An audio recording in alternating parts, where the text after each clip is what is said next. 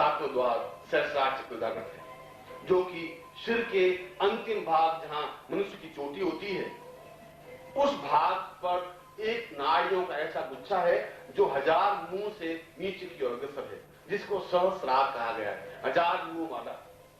और वह 1000 मुंह से निरंतर अमृत टपकता रहता है। अमृत जीवन का प्राण, जीवन की चेतना, जिसको ब्रह्म कहा गया है। और वहां जब वह शक्ति पहुंचती है तो शक्ति अपना पूर्ण मुंह खोल करके अमृत को अपने आप में समेटने की क्रिया करती है। उस अमृत को पूर्ण रूप से पीती है। जब पीती है तो उसमें अपूर्व शांति सी आ जाती है, एक निश्चिंतता आ जाती है, एक आनंद की अनुभूति होने लग जाती है, एक पूर्णता की तृप्ति होने लग जाती है। उसको जो कुछ प्राप्त होता है वो अपने आप में अन्यतम होता है, अद्वितीय होता है, जिसकी कोई कल्पना नहीं की जा सकती, जिसको ब्रह्मानंद कहा गया है। वह ब्रह्मानंद की अनुभूति नहीं प्राप्त कर लेता, वह स्वयं ब्रह्मानंद बन जाता है, वह स्वयं ब्रह्मा बन जाता है, वह स्वयं ब्रह्म बन जाता है। इसलिए जिसका सहस्रार जागृत होता है वह स्वयं विधाता का स्वरूप माना गया है, उसको ब्रह्मा माना गया है, उसको विष्णु माना गया है, उसको रुद्र माना गया है। वह संहार करता है, वह पालन करता है, वह उत्पन्न करने वाली क्रिया है। वह नवीन सृष्टि का निर्माण कर सकता है, नवीन स्वर्ग की कल्पना कर सकता है, नवीन स्वर्ग को बना सकता है, तो मनुष्य को अमृत्यु की ओर अग्रसर कर सकता है, वो मनुष्य को 1000 वर्षों की आयु दे सकता है, वह स्वयं 1000 वर्षों की आयु प्राप्त कर सकता है, वह सिद्धाश्रम में जा सकता है। वह चाहे तो अपने स्वरूप को किसी भी आकार में बदल सकता है और सैकड़ों बार सिद्धाश्रम में जा सकता है, सैकड़ों बार सिद्धाश्रम से आ सकता है, हजारों हजारों वर्षों की आयु प्राप्त कर सकता है। वह चाहे तो 200 साल, 300 साल, 500 साल जिंदा रह सकता है और वह चाहे तो चिर यौवनवत बना रह सकता है। यह तभी संभव है जब उस अमृत का पान करने की क्रिया का उसको ज्ञान हो, जब उसको मालूम हो कि सहस्रार से जो अमृत टपक रहा है वह ऊपर उठती हुई शक्ति उस अमृत को अपने मुंह में लेकर के पी सकती हो।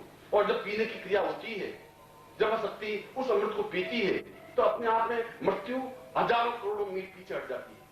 काल उसके सामने खड़ा नहीं रह सकता, मृत्यु उसके सामने उपस्थित नहीं हो सकती, क्योंकि वह अमृत्यु की ओर अग्रसर हो सकता है। वह अमृतमय बन जाता है, वह चेतना युक्त बन जाता है, वह प्राणमय बन जाता है। ये तो जीवन की श्रेष्ठतम स्थिति है, क्योंकि वह सामान्य मानव जीवन नहीं रह पाता है, वह देव जीवन बन जाता है।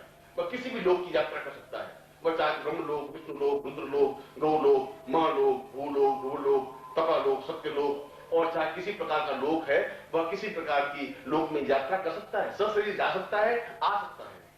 और सिद्धाश्रम में जाना ही जीवन की श्रेष्ठता और पूर्णता है, पवित्रता है, दिव्यता है, जहां जाने के लिए योगी तरसते हैं। उस स्थान तक पहुंचने की क्रिया को तभी संभव है जब वह सहस्रार को जागृत कर सकता है, क्योंकि सहस्रार तो अमृत का एक कुंड है जहां से निरंतर अमृत टपकता रहता है। और वह शक्ति जो आपने ऊपर उठाई है, उस शक्ति के माध्यम से आप उस अमृत का निरंतर पान करते रहते हैं, और उस अमृत को पान करने की क्रिया अमृत्यु की क्रिया है। इसलिए जब हम उपनिषद में कहा है मृत्यु और माम अमृतम गमय, मृत्यु से अमृत्यु की ओर जाओ, इसका तात्पर्य है कि तुम्हें मूलाधार से सहस्रार तक जाने की क्रिया प्राप्त करनी है। और इस सारी क्रिया में तुम्हारा साथ देता है तुम्हारा गुरु है, वह गुरु जो स्वयं ब्रह्ममय है, वह गुरु जिसकी कुंडली जागृत है, वह गुरु जो सहस्रार जागरण कर चुका है, वह गुरु जो सिद्धाश्रम में जाने में समर्थ है, वह गुरु जो अपने स्वरूप को छोटा और बड़ा कर सकता है, वह गुरु जो अणु से महान, परमाणु, अणु से विराट बनने की क्रिया का ज्ञान है, मगर उसके बाद भी सरल है, सामान्य है, सहज है, उसको प्राप्त कर सकते हैं, उसके द्वारा सीख सकते हैं, उसके द्वारा अपने आप को विराट